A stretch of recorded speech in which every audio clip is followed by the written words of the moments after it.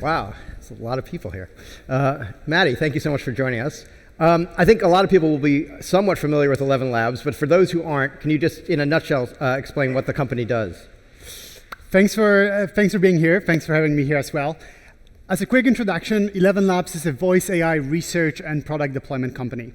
And we are on a mission to be the voice of technology. We are seeing this incredible shift where all the content out there can now be accessible through audio.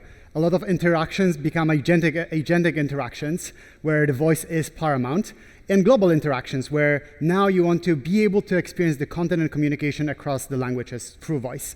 And what we are trying to do is kind of those both aspects, which makes the company special, where we are building the foundational models from text to speech to text, to those conversational applications, and then bringing that research to the application side, whether it's narration of an audiobook, voiceover or dub of a movie, or turning agents and adding voice to agentic interaction. Great. If anyone hasn't played around with ElevenLabs technology, it's pretty cool. But I know you're trying to sell this to businesses. Where are you sort of finding the most traction from companies in terms of wanting to have AI-generated voice? The biggest shift we are seeing this year is definitely the agents component.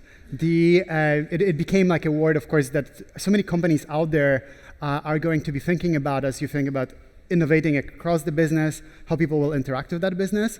And voice is a huge component of that. And maybe to take it a little bit more specific, from examples in customer support, where hopefully we can shift it from that interaction where you are calling into customer support of a company and it's frequently a frustrating and not ideal experience, into one that could be actually pleasurable, where you can reach the AI voice, AI agent on the other side, get the information straight away and resolve that query. So a good example, recently we worked with a company in the US called Elise AI, which was automating customer support in healthcare. So many people were calling to book appointments, then the nurses were calling out to ask about the confirmation of appointment, ask how people are feeling, remind them about taking medicine.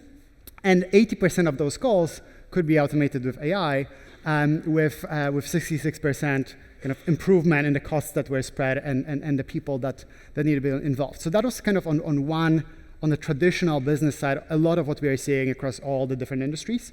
But also on the kind of second piece, we are seeing an evolution of the current experiences, and now through AI and voice, you can experience that in a completely new way, especially in media and entertainment space. And whether this is companies like in gaming space, recently we worked with Epic Games, where with the estate of James Earl Jones, we brought their Vader voice, where every player in Fortnite, so millions of players, could interact with Darth Vader in the game live. So you turn that static experience into an interactive and incredible one. So in a space which may be familiar to many of people here, that's definitely happening. And maybe to close it up, we are seeing that also in the spaces that traditionally didn't have that capacity. We recently worked with the Time magazine when they released the Person of the Year. You could read the article, you could listen to the article, but you could also talk to the article. You could ask it questions about how they became Person of the Year, who other people of the year were. And I think that voice as an interaction and interface to the technology will be the standard. And across the traditional business, new business, we are seeing that currently everywhere. Interesting. And the Person of your example, whose voice was it that was used for that? For which one? For the Time example. So that was one of the generic voices from one of the voice actors we work with. Got it. Of course, one of the things that comes up for people, I think, right away with this technology is, some of the nefarious use cases of voice cloning, and people are worried about deepfake voice scams, fake voices being used to try to convince people to hand over money, essentially. How do you try to prevent that from happening with ElevenLabs software? Yeah, this is, and I think it's a big and important question, and something that we, since the start of the company, was something that, as we release the technology, how we can make sure that the safeguards are there. The truth is that with any technological shift, there will be bad actors that will try to abuse it. And our role is to make sure that all the good actors can benefit and create that incredible set of use cases for the world, while we prevent the bad actors from misusing it. And in our case, I think the main thing through all the AI technology is the provenance or transparency. So that when you get AI technology out there, you can detect that this is actually AI, can trace it back to the specific account, and take action. And that's something that was there from the start as we worked with technology. Then the second thing is really about the prevention and detection. To what extent you can prevent before a case is being created, or detect when you are unsure. And that in our case takes form of moderation. So we are checking the voices that are created, and then checking the text that's created. So you mentioned the kind of the fraud and scam use case. So anytime you type anything that could contextually be fraud and scam, that gets flagged, and you're prevented or unsure, brought to our internal team. And maybe the last piece, which I think is the interesting one, is how now can you bring those mechanisms to the wider set? So how can people out there actually know that this is an AI voice, this is AI image, AI text that's generated? So here, from our side, we've built effectively publicly available tools where anyone can actually come into, upload an audio sample, and get information. Is it AI or is it not AI?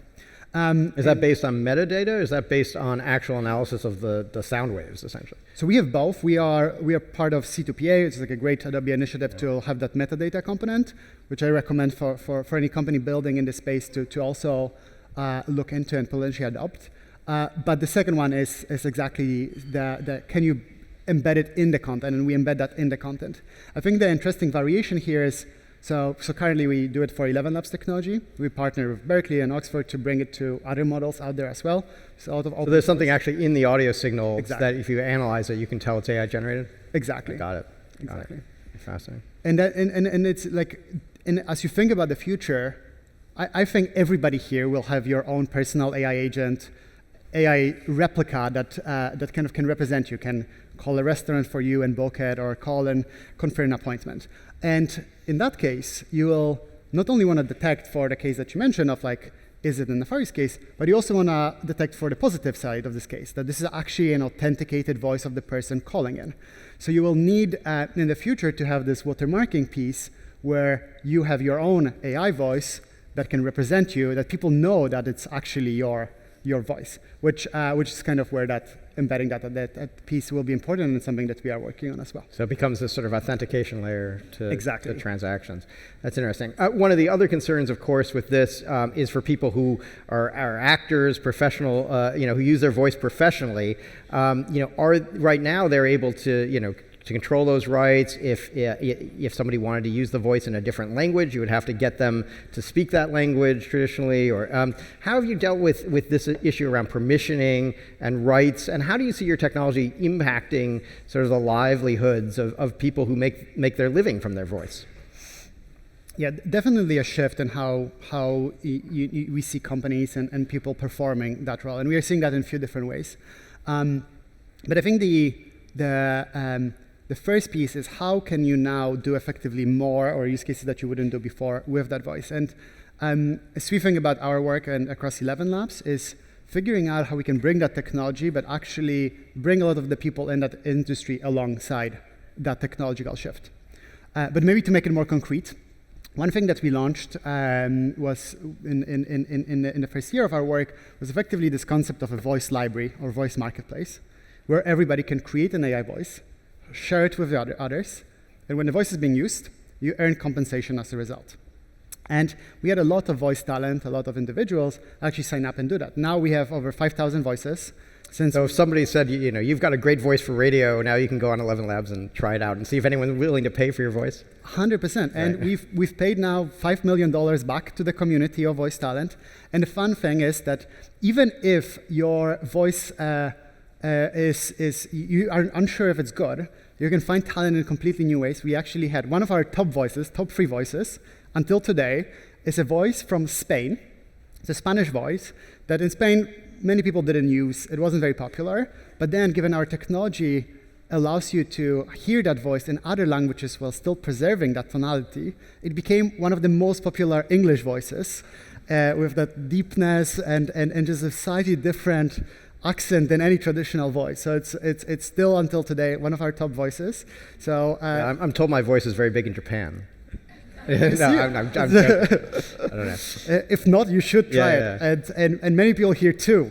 But the community is growing. And I think that the interesting piece is that there's just so many different voice variations, different accents, dialects, use cases, styles, ages. And what we are hoping to do is bring that access to everyone, both from the people giving the voice and people using the voice. But to maybe the crux of your question, yes, some of that kind of how the work is being done is evolving. A lot of those voices are being used as AI voices. But maybe the interesting thing we've seen is that now a lot of the voice talent we work with is kind of doing that last closing of the gap where 90% of the work is being read in an audiobook, for example, by AI. And then those people are being hired to correct the lines which need that specific emotional delivery. Second variation of what we are seeing is people are having their AI voice, and then you know your AI voice best, so you are then directing and controlling that voice to give even more delivery. And then the third one is that people, even in the voice talent, are actually using the AI voice to prepare for auditions or casting. So you see which lines work well or not. But of course, there will be a shift. A lot of the traditional way of doing that work will move to AI, and then you will have kind of more use cases being created as a result, and hopefully through works like Voice Library, we can figure out a mechanism to reward that too. Right. ElevenLabs, you guys are a real pioneer in voice. And it's interesting that you've kind of stuck with voice. You've continued to perfect voice models, whereas a lot of other AI companies, there's been this big trend towards multimodality, creating AI that can generate text and video and do audio potentially too. You just saw Google the other week come out with this new video generation model, VO3. And one of the things that was unique about it is that for the first time it could do both video and audio together. How do you see ElevenLabs continuing to compete against these players that are increasingly maybe moving into audio and voice from these other modalities? Yeah, it's a great question, and a big question for us as well. So maybe first a credit to my co-founder Piotr, who is really the brain behind all the research work that we do. And we started with the kind of the simple piece of text-to-speech and innovating on that layer, because text-to-speech for a long time sounded robotic, didn't deliver those emotions. And what we are able to bring was that finally you had a contextual understanding of what's being written and bringing that across to audio. So you could understand if it was a happy sentence or a sad sentence or a dialogue, and that would come across in emotions. And then we added the voice component that you could recreate voices. And of course, fast forward to today, it's all the components not only on generation side, but also speech to text and understanding speech, and kind of combining that with the whole orchestration, how you make that interaction seamless. So you have speech to text going into the LLM, going into the text to speech, and now you suddenly have a voice AI agent that you can interact with, which pauses and a response in a seamless way.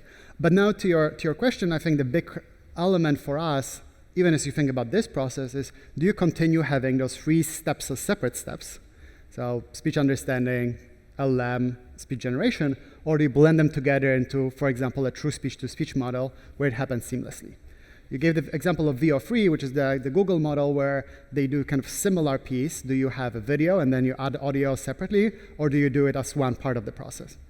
And what we've seen today, and I think this will be true, is that it's one of the most frustrating answers, but I think it's a true one, that it depends on the use case.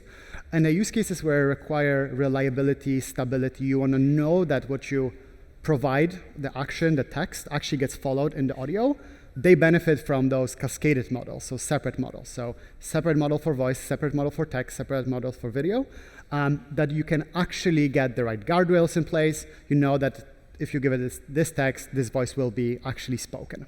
If you take that same approach to the fused models or those multimodal, that will not happen, but you will get other things as on the positive side. You will get it more expressive usually and quicker.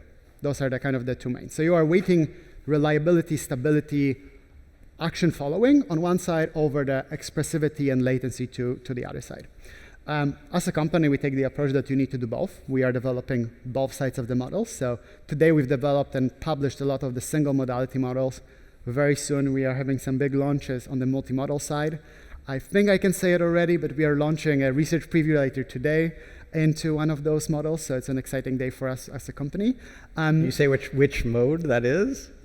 It's going to be a lot more expressive and controllable. Okay. So like one thing you give, as you get the multimodal, you get more effectively brain power into the model. And it can understand a little bit more how expressive it is. So we think it's going to be the most expressive audio model that can laugh properly, whisper properly. It can switch accent as you direct it. So you're like full director mode control and taking voice outside of what was possible before.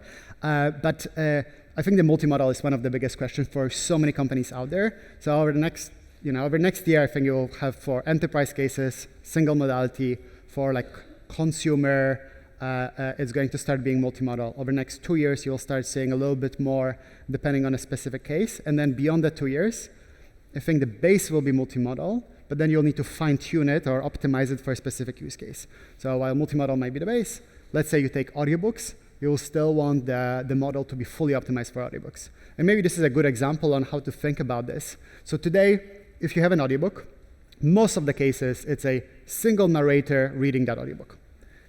Good experience, sometimes worse, but static experience.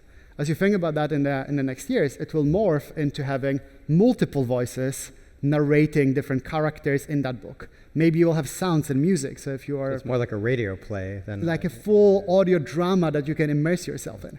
But to be able to do that, you need to understand the text to a much higher extent than you ever could. You need to understand who is speaking when, maybe what voice is the right one for each character, when to implement sound, how to get the sound while still hearing the narration.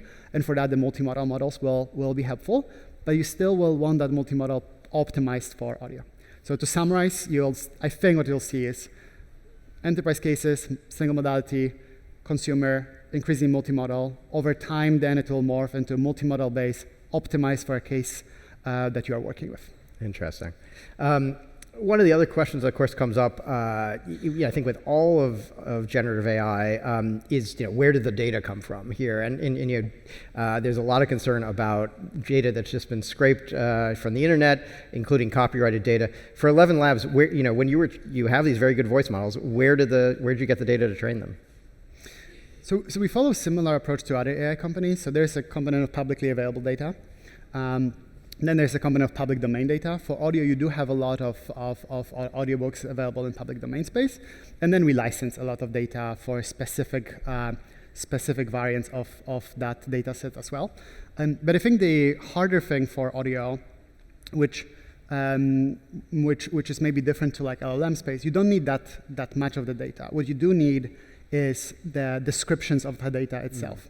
So you need the audio of what's being said, and then the transcript. But one of the hard things is how it's being said. So what actually we are doing across the company, and that kind of verges on some of our research secrets, but we have effectively now a lot of people internally that help us label how are the specific emotions presented in those data sets. Right. There's a big controversy here in the UK over whether copyright law should be reformed, and there's various proposals that would force vendors such as yourselves to disclose if you've trained on any copyrighted material, and that's already part of what's in the EU AI Act. What's your view on that? I mean, are you in favor of that disclosure requirement? In general, like from our side, we welcome any rules which are fair to every player in the industry. I think that's what we are seeing is that you want to have those components, but then the hardest thing would be if you don't apply them across the companies. And the biggest competition we see today is actually the open source models coming across. We have few companies from Asia that are, and we briefly spoke about this, going directly after our clients, which don't have to go through any set of safeguards that we hope to build, but also are probably doing a lot of things that they shouldn't be doing.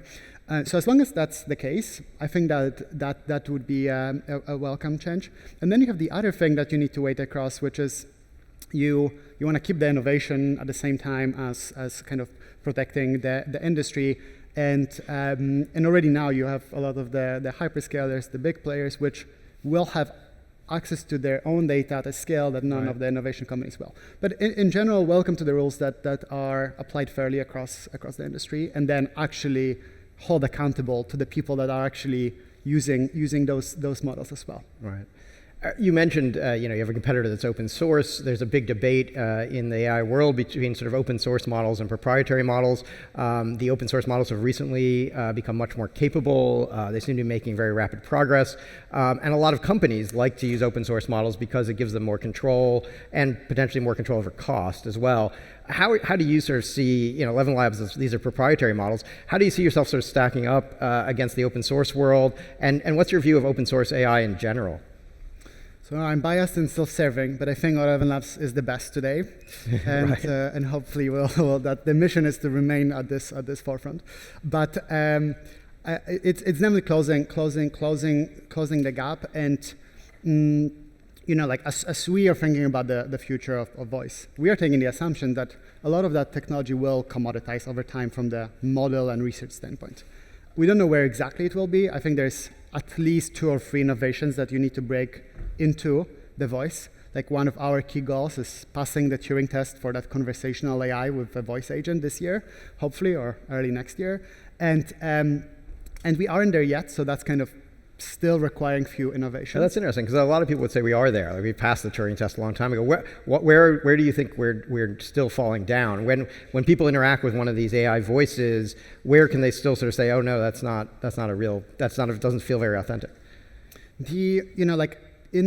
I don't think for some use cases, of course, it works, and it works very well, and that's what we are seeing with our clients. Like customer support is working there. But if you get into those more expressive interactions, it gets harder. If you give more instructions to the model, it gets harder. So if I ask you now, okay, can you count 1 to 11, and as you count through the numbers, you count quicker, you would be able to do it. Super simple task. Like you'll say 1, then 2, and then you'll 3, 4, 5. Yeah.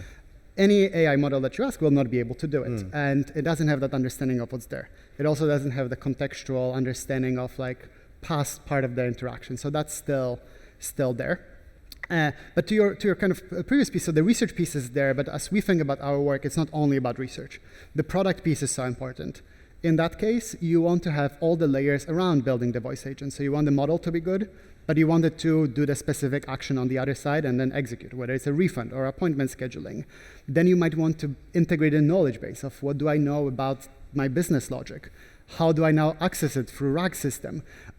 What are the analytics about how that behaves? So the whole conversational AI suite is also important on the product side. And then kind of the last edge is the ecosystem. So over time, as you build a brand, build the trust, you also hopefully can build the ecosystem of whether it's voices, whether these are different models that people contribute, whether these are different optimized elements in how you can use the UI as well. Got it. So if I get a call from somebody that I think I recognize asking me to transfer my Bitcoin wallet to them, I should ask them to count to 11, increasing speed, and see if they can do it. That's good to know. It's a good test. Hopefully that call will be blocked. I think the big question is how do you work with those industry companies where you can build the classifier models, and whether it's open source, whether it's other models, you detect it so that call never makes to you. And then the better version would be you give them an AI voice to speak with, so they waste the time. And we actually worked with a company who did exactly this, and we were thinking about how to scale it. So it can work. Wow, that's great. You mentioned a bit about moving into other modalities, and since we're at South by Southwest, and obviously music is a big part of South by Southwest, have you thought about moving into music generation? There are a lot of other AI companies that started with music. You started with the voice, but you're talking about getting more emotionality into the voice. How hard would it be to move into music for you? I think from our side, we would love to, as a company, figure out everything across audio space. So kind of the main 2 parts across the company, one is that voice AI agent platform where you can create it, and the second one is that audio AI creative platform where you can do anything with audio. I think music for us will be slightly further out, not too far out, but the main thing that we are hoping to bring now is singing, whereas you think about creating the voice, and our model today will have a little bit of that. It will be able to hum, it will be able to give some singing component, I, as terrible singer, would I was love going to to say, see how I it'll sing as badly as I can, so that's good. that would be really interesting how that works. And I think hopefully over this year we'll figure out how to get that amplitude of emotions across singing as well. Fantastic. With that, we're out of time. Thank you all for listening. It's been a fascinating conversation. Maddie, thank you for joining us. Thank you very much. Thank you.